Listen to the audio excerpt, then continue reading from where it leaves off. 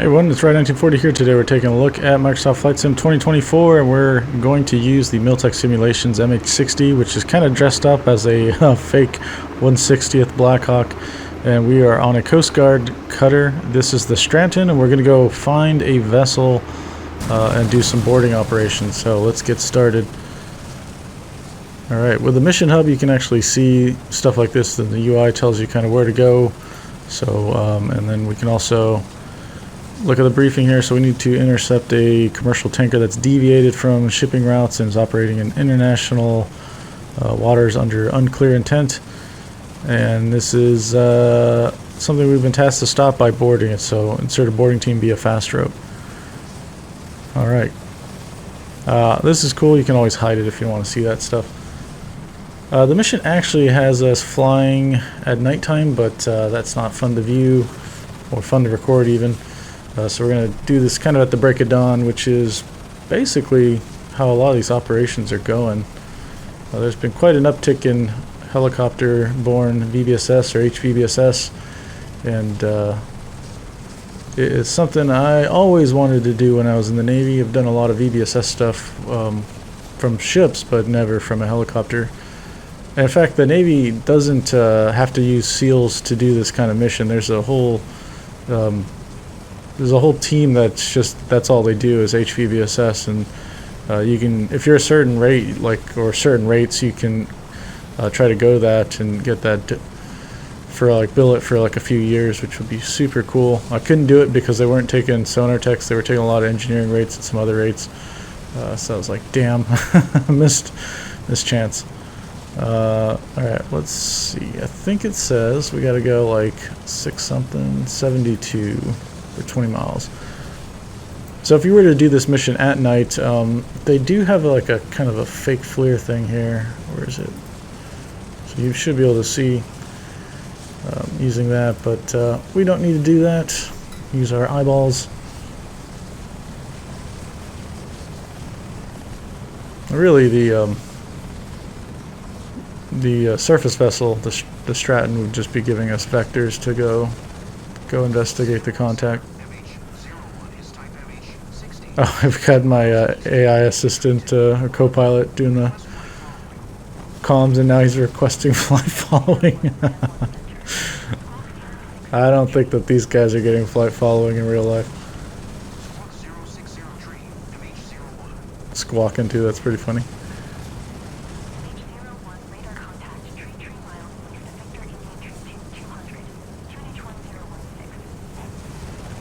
Yeah, so with these vessels, shadow tanking or shadow shipping in general is pretty dangerous. If you don't know what that is, the UN has this thing called UNCLOS, which is the laws of the sea that have been agreed upon by everybody. So it's like the international norms of how you do shipping at sea, and that's kind of important because it's kind of like international aviation, right? Everyone has to follow the same standards.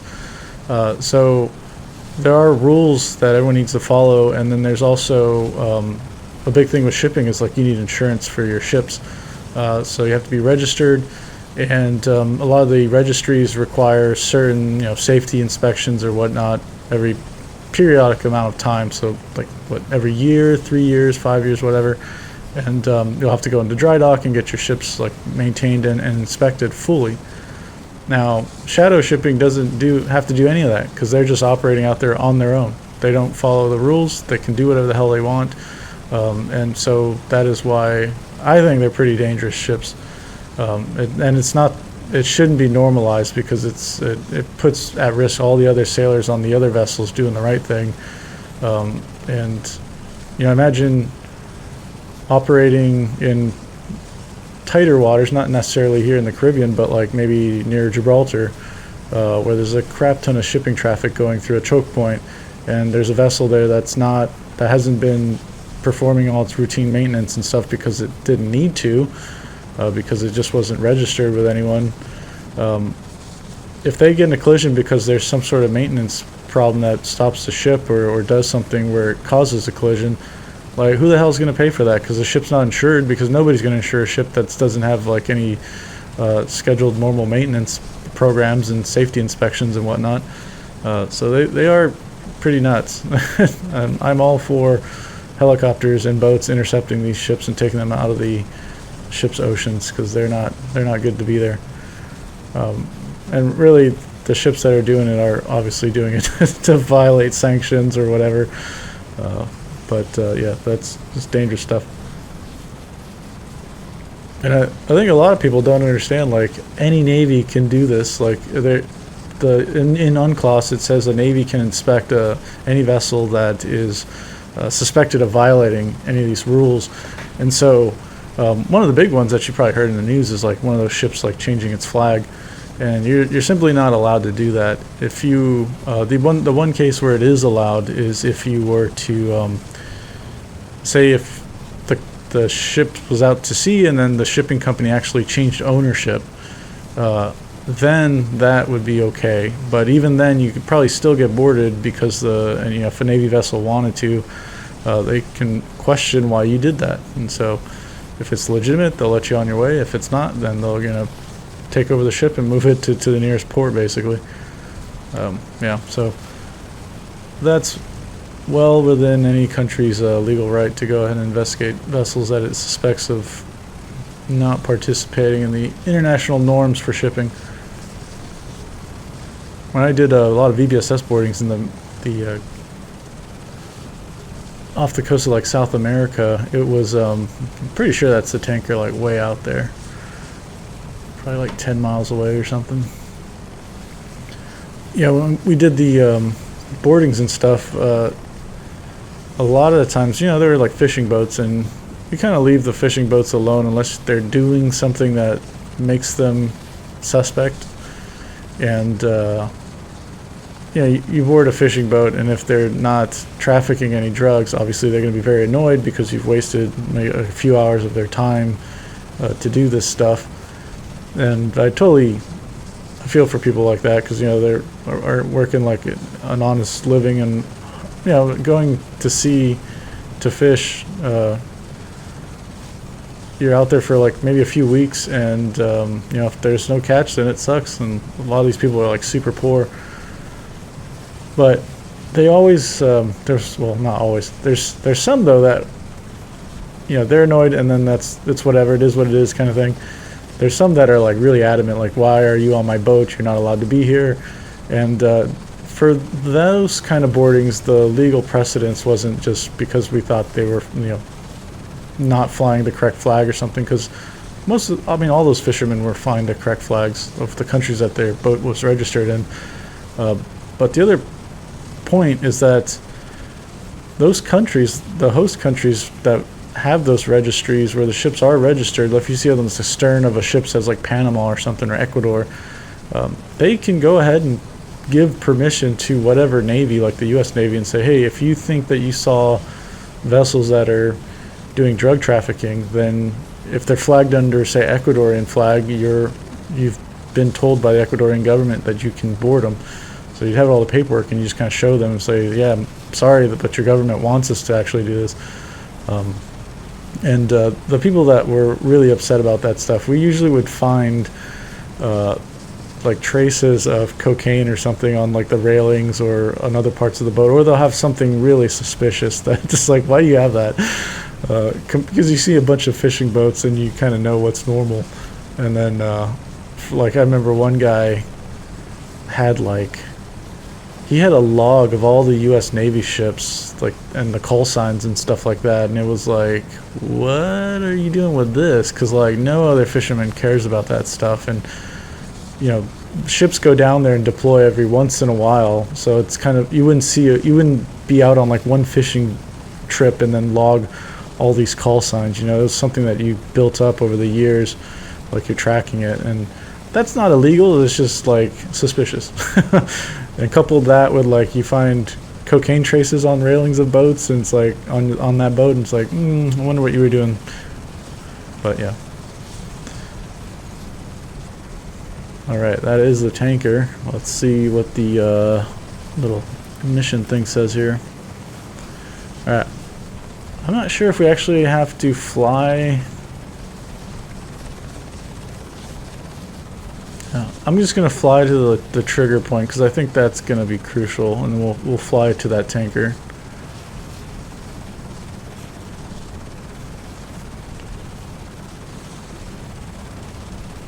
Alright, saying 076 now, mile, 1.2 mile. Okay, 30 seconds out, hover over the deck. Alright.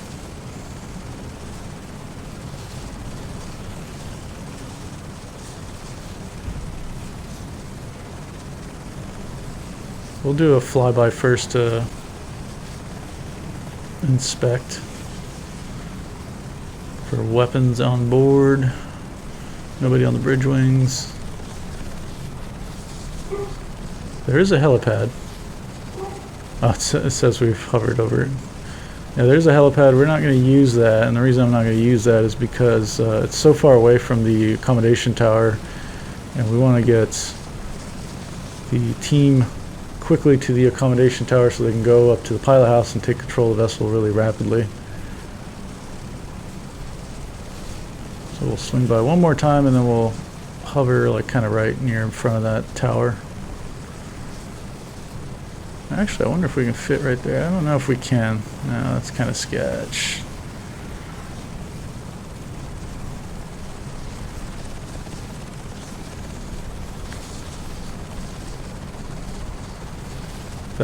This is pretty sketch, actually. Well, we are moving with the vessel.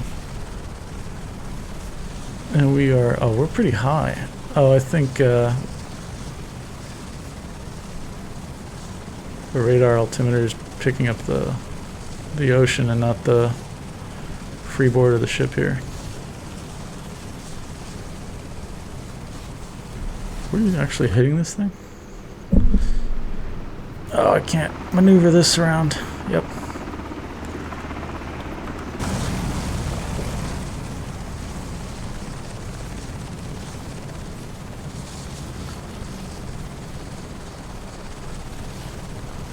Oh, I guess they already did their boarding. Cool. RTB. Well, let's just... This is where I did kind of want to drop them over here.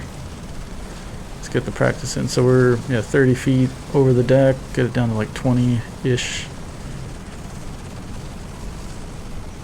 Anyway, that's good right there. Yeah, so in the teams that actually just train to do this, they don't have to be SEALs or anything like that. Like there's a team or different teams because they'll just operate from these H-60s and well, the Navy MH-60 Sierras, and they might be operating from like a carrier or something. But I've had them when I was in the Navy. They would do training drops on your ship or whatever. Okay, RTB. 16 nautical miles, 255.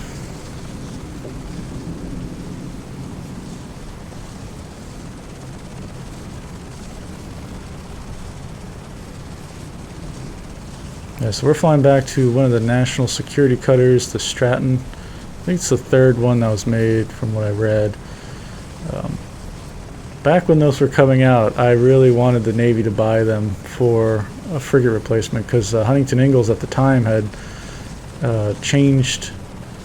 They had multiple designs of that, what ended up being the national security cutter. They had multiple designs that were different types of frigates, so navalized versions of that cutter, which added like VLS. Some of them were like a little bit longer. Some of them had more capabilities like ASW stuff, like can have a tail, could have a hull mounted sonar, all those cool things. And that was basically enough, like really to replace the OHP at the time, because they all left the fleet in like 2015.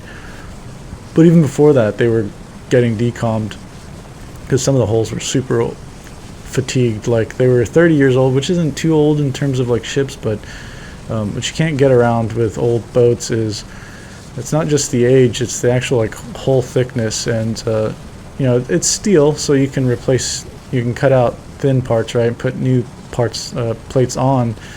But you can only do that so much until you kind of ruin the overall integrity of the hull. Imagine if you put a bunch of patches over stuff, right? Like eventually that main structure is not going to be as sound as if it was one solid built thing together.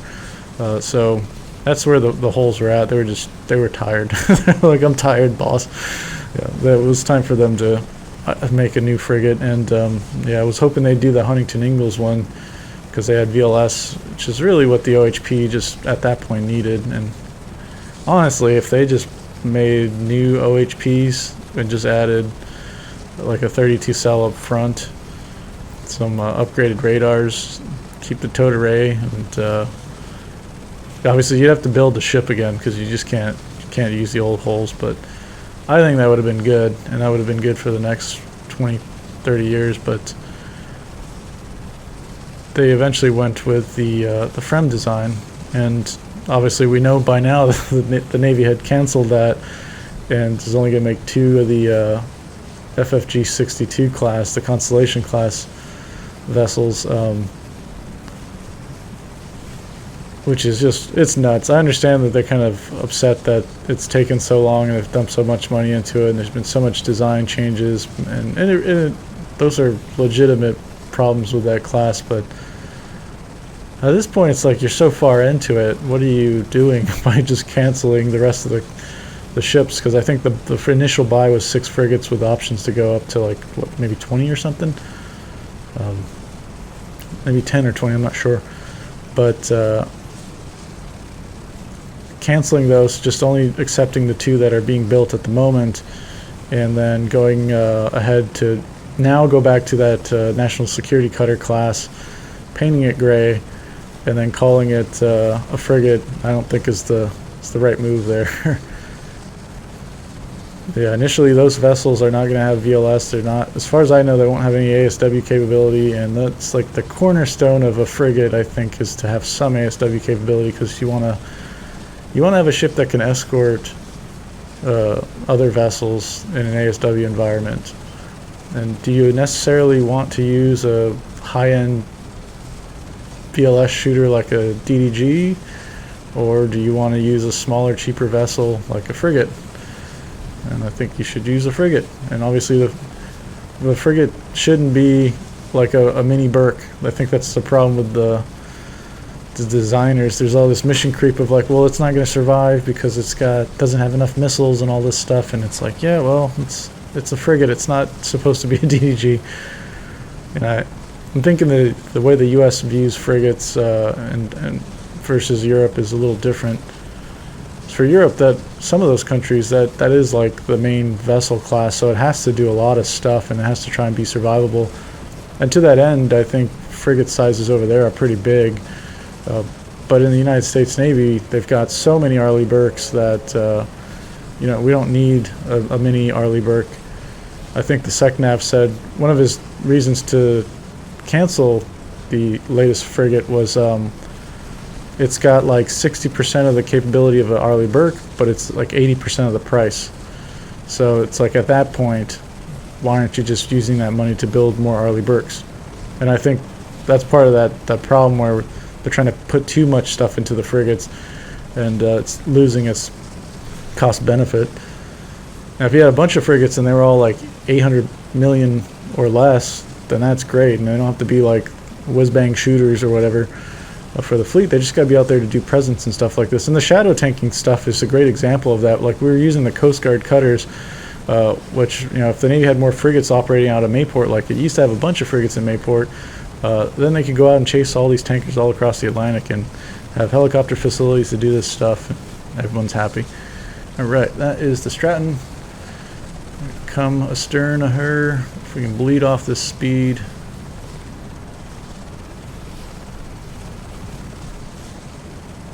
Lower the collective. There we go. Add some back in.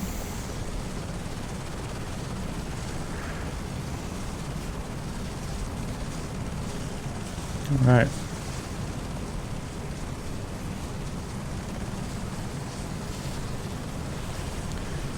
Kind of sliding quite a bit.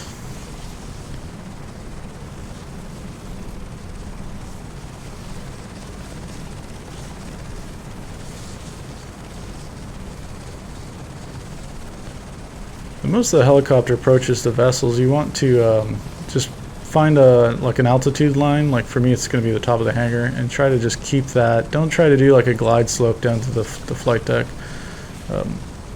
It's way easier and safer if you fly the straight line with a constant altitude, and when you're over the deck, then you just go descend vertically.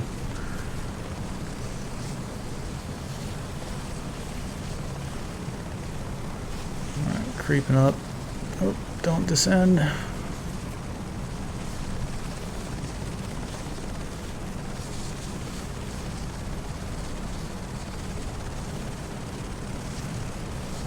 Okay. Well, we are ballooning up a lot there.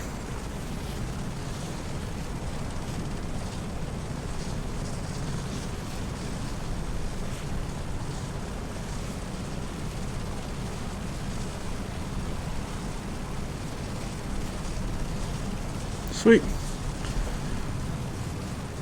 Alright, check out Rotorbird on YouTube and TikTok for more. So I guess Rotorbird made this mission. This is the Operation Trident launch.